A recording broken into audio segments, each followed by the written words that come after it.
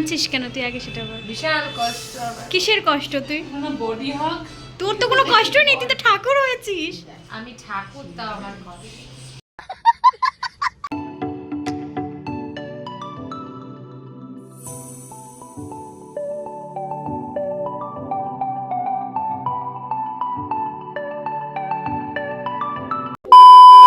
Hello guys, welcome back to my channel Ruhi ধর্ম। তো আজও যাচ্ছি শ্যুটে। আজ মুখ চোখটা অন্যরকম লাগছে, বিকজ কাল আমার শ্যুট ছিল। আজ আমার শ্যুট লোকেশন কিন্তু আবার কালিন্দী মধুমিতাদির শ্যুট। তো আজ আমার আগমনী শ্যুট আছে, এই বছরের ফার্স্ট আগমনী শ্যুট আজকে দিয়ে শুরু। তো সকাল সকাল শ্যাম্পু করে নিয়েছিল, এই চুলটা ছেড়ে যেতে হচ্ছে, চুলটা পুরো ভিজা। তো চলো, আমার কল টাইমও আছে 10:30টায়। আর আমাকে আমার দিদুন এসেছিলো আমাদের বাড়িতে কিছু, তো ওনারা ঘুরতে, ওদেরকে একবারে ড্রপ করে দমদম দিয়ে আমি ওখান থেকে একবারে শ্যুটে চলে যাবো। তো চলো বাকিটা তোমাদেরকে গিয়ে দেখাই। তো ফ্রেন্ডস, তোমরা তো বুঝতেই পারলে আমি কোথায় যাবো, কী করবো। কিন্তু এই ব্লগটা কিন্তু আমার অনেক দিনের আগে, এটা আমি একটু এক্সচেঞ্জ করে রিআপলোড হয়ে গেছে ভুল করে।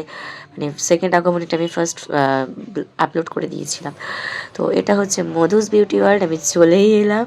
আর সবথেকে বড় কথা, মধুদির সাথে এটা আমার কিন্তু সেকেন্ড টাইম কাজ। ফার্স্ট টাইম কাজের মেবি ব্লগটা আমার এখনও শেয়ার করা তোমাদেরকে হয়নি। তো দেখতেই পাচ্ছি এখানে মধুদির পার্লারে চলে এসেছি। আর এই দিদিটাকেও তোমাদেরকে হয়তো আমি চেনাইনি, বাট আমার সাথে ভালো বন্ডিং হয়ে গেছে। তো দিদি আমাকে হেয়ারে একটু সিরাম টিরাম লাগিয়ে দিচ্ছিলো, তো আমরা কথা বলছিলাম। যাই হোক, তো মধুদির শ্যুট অলরেডি মধুদির পার্লারে হবে না বা বাড়িতে হবে না, একটা আগমনী দিদি একসাথে আর কি দুটো আগমনী করছে। তার মধ্যে একজন অলরেডি মডেল দিদিকে হায়ার করে দিয়েছে ওনার ওপর, তো দিদি ভাবলো আমার ওপরও করবে। তো যাই হোক, তো ওই বেসিসে দিদির দুটো ওয়ার্ক ছিল। আর পাশেই একটা স্টুডিও ছিল মন ছবি বলে, যেখানে আমরা চলে এলাম দিদির ঠিক দুটো তিনটে দোকানের পরই, বাজারের পাশে। তো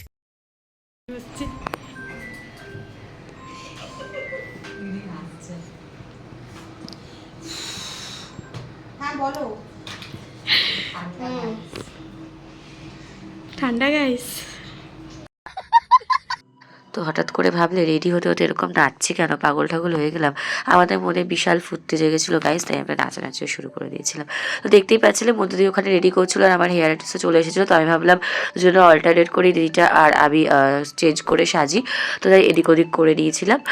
তার ওখানে বেশিটাকে আবার কুকড়াচ্ছিলাম, খুবই ঠান্ডা লাগছিলো আমার, কেন জানি না। আর এখানে দেখতেই পাচ্ছ আমার হাফ লুক অলরেডি কমপ্লিট হয়ে এসছে।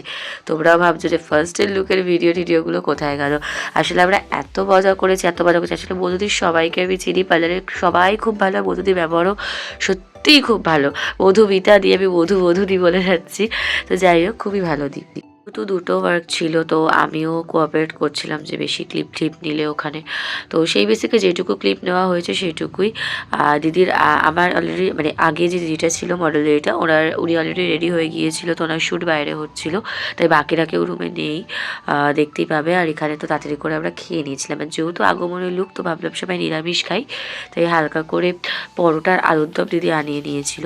আর এখানে দেখতেই পাচ্ছি আমার অলমোস্ট সব কমপ্লিট। এখানে ল্যাশ লাগাচ্ছিল, জাস্ট টাচ আপ হবে আর ব্যাস। এখানে সব জুয়েলারিগুলো পরে রেডি হয়ে নিচ্ছিলাম। আর পিছনে ফটোগ্রাফার দাদা চলে এসেছিলো একবার দেখতে, কারণ লাস্ট ওয়ার্কটা আমারই হবে। না না, কাঁদছিস কেন তুই আগে সেটা বল। বিশাল কষ্ট আমার। কিসের কষ্ট তুই? কোনো বডি হক। তোর তো কোনো কষ্ট নেই, তুই তো ঠাকুর হয়েছিস। আমি ঠাকুর, তাও আমার কষ্ট। ऐसे में बड़ा सख्त लौंडा हूं, लेकिन यार यहाँ में पिघल নাও, আমার শ্যুট কিন্তু স্টার্ট হয়ে গেছে। তো এখানে আমি যতটা পেরেছি আমার শ্যুটের ক্লিপ তোমাদের সাথে শেয়ার করেছি। তোমরা লুকটা দেখে জানাবে আমাকে কেমন লাগছে। তো এই নিয়ে আমি 3টে আগমনী ওয়ার্ক পোস্ট করব, মানে একটা অলরেডি করেছি, আর একটা এইটা দেখতেই পাচ্ছ ফার্স্ট, আর সেকেন্ডটাও করব। তোমরা কিন্তু অবশ্যই জানাবে কোনটা বেশি ভালো লেগেছে তোমাদের। এই ব্লগে মধুদি কেমন সাজিয়েছে আমাকে অবশ্যই জানাবে। আমি কিন্তু ডেসক্রিপশনে অলরেডি দিদির আইডি লিঙ্ক এভরিথিং দিয়ে দেবো। আর মধুদি শুধু মেকআপ আর্টিস্ট না, দিদির পার্লার আছে অনেক বছরেরই পুরনো, অলরেডি স্মুথ দিক বাকি যা পার্লারে কাজ হয় সব কিছুই করে। তো তোমরা গিয়ে তোমরা কিন্তু যে কোনো রকমের ফেসিয়াল, হেয়ার ট্রিটমেন্ট সব কিছু গিয়ে করাতে পারো। আর দিদির তো বাড়ি তোমাদেরকে বলে দিলাম, দমদম থেকে একদমই কাছে। তো ওখানে গিয়ে তোমরা কিন্তু চলে যেতে পারো। তো এখানে দেখতেই পাচ্ছি আমার শ্যুট চলছে, শ্যুটের পরে আমাকে ফ্রেশ হয়ে তাড়াতাড়ি বাড়ি যেতে হবে। আর এখানে শ্যুটের কিছু ক্লিপ তোমাদের শেয়ার করলে আবার বাকি ছবিটা আমি তোমাদের দিয়েই দেবো। আর আমি যেটা বলেছিলাম অলরেডি আমার ফেসবুকে সমস্ত কিছু আপলোড হয়ে গেছে। ইউটিউবে একটু লেট হলো ব্লগগুলো আপলোড দিতে, বাট পুজোর ভেতরেই তোমরা সব ব্লগ আবার দেখতে পেয়ে যাবে। তো তোমরা ভিডিওটা দেখো অবশ্যই, যদিও কেমন লাগলো। আর নাও আমার শ্যুট কমপ্লিট, আমি বললামই সেরকম ক্লিপ আমি নিয়ে উঠতে পারিনি। তো এখানে চলে গেছিলাম ফ্রেশ হতে, ফ্রেশ হয়ে নিয়েছি, এবার আমি যাব বাড়ি। তো চলো তোমরা ব্লগটা দেখতে থাকো, আর দেখে কিন্তু অবশ্যই জানিও কেমন লাগলো ব্লগটা।